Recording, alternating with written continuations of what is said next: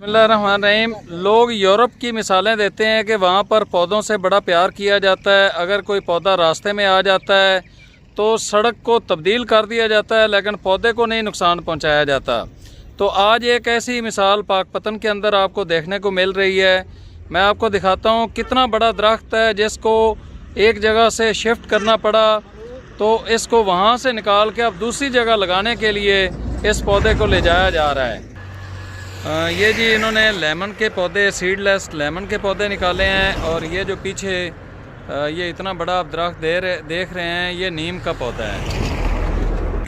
तो ये इतना बड़ा नीम का जो दरख्त है,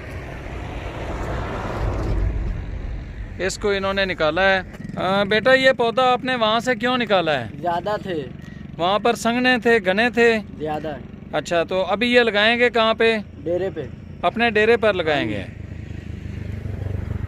तो ये देखें जी, ये इतना बड़ा पौधा, इसको इन्होंने निकाला है और ट्राले के ऊपर ये इसको लोड करके लेके जा रहे हैं और इसको वहाँ पर अपने डेरे के अंदर लगाने के लिए इनकी कोशिश है कि ये डेरे में लगा दिया जाए।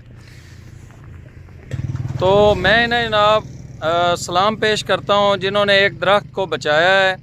और वहाँ पर घने दरख्त थे, इकट्ठे लगे हुए थे, तो वहाँ पर ज़ाहिर है इन्होंने वहाँ से इसको एक को निकाला और निकाल के अपने डेरे के अंदर लगा रहे हैं। बहुत खुशी हुई है भाईजान आप लोगों के इस अमल की वजह से।